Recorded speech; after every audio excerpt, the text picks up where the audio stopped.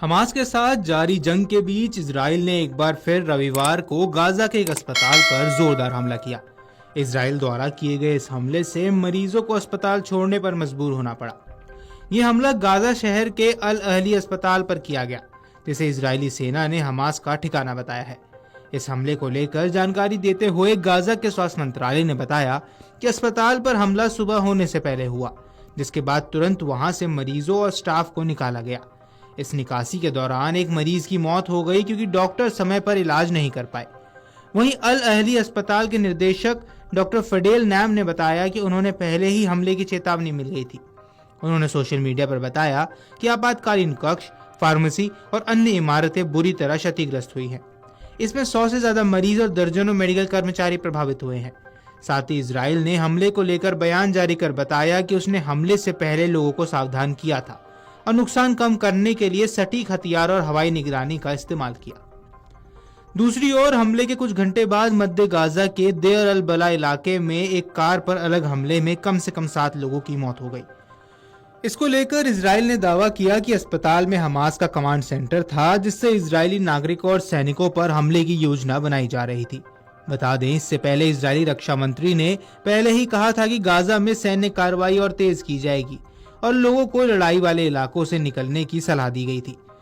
साथ ही इजराइल द्वारा जारी बयान में यह भी बताया गया कि हमने गाजा के दक्षिणी हिस्से राफा को बाकी गाजा से काटने वाला मुराक कॉरिडोर भी पूरा कर लिया है और अब पूरे गाजा में अपनी कार्रवाई तेज करेंगे। इजराइल लगातार हमले से हमास पर बाकी बंधकों को छोड़ने का दबाव बना रहा है। माना जा रहा है कि हमास के पास अभी 59 बंधक हैं, जिनमें से 24 के जीवित होने की उम्मीद है। गौरतलब है कि यह युद्ध 7 अक्टूबर 2023 को तब शुरू हुआ था जब हमास के हमले में 1200 इजरायली मारे गए थे और 250 को बंधक बना लिया गया था। जवाबी कार्रवाई में अब तक गाजा में 50,000 से ज्यादा लोग मारे गए हैं, जिनमें बड़ी संख्या में महिलाएं और बच्चे शामिल हैं। इजराइल के एक्शन की वजह से 14 लाख से ज्यादा फिलिस्तीनियों को अपनी जगह छोड़नी पड़ी है।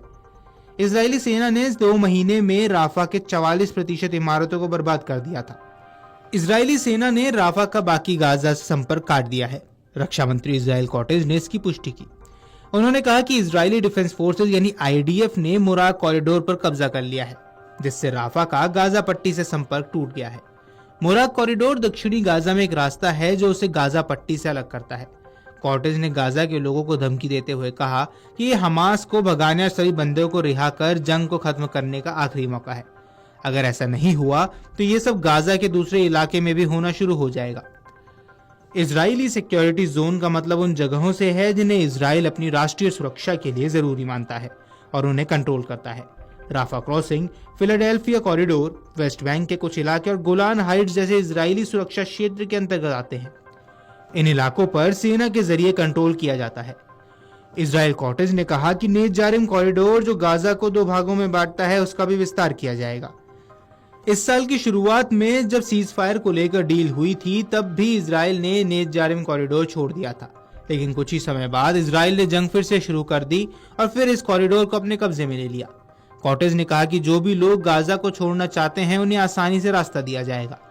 उन्होंने फिर से अमेरिकी राष्ट्रपति ट्रंप की गाजा से फिलिस्तीनियों को हटाने के प्लान का जिक्र किया। ट्रंप ने फरवरी को गाजा को कंट्रोल में लेने की बात कही थी। उन्होंने कहा था कि अमेरिका गाजा पट्टी पर कब्जा करेगा और यहाँ रिजॉर्ट सिटी बनाई जाएगी। यह वेस्ट एशिया के लिए रोजगार और टूरिज्म का सेंटर बनेगा। इसी बीच इजरायली सेना ने खान यूनिस में रहने वाले लोगों को इलाका छोड़ने के आदेश दे दिए हैं। आईडीएफ के अरब भाषा के प्रवक्ता ने कहा कि इजराइल इस इलाके में घातक हमले शुरू करने जा रहा है। लोगों को सलाह दी जाती है कि हमला शुरू होने से पहले वे अपना घर छोड़ें और गाजा के पश्चिम अल मवासी इलाके में चले जाएं। वीडियो डेस्क, अमर उजाला.com।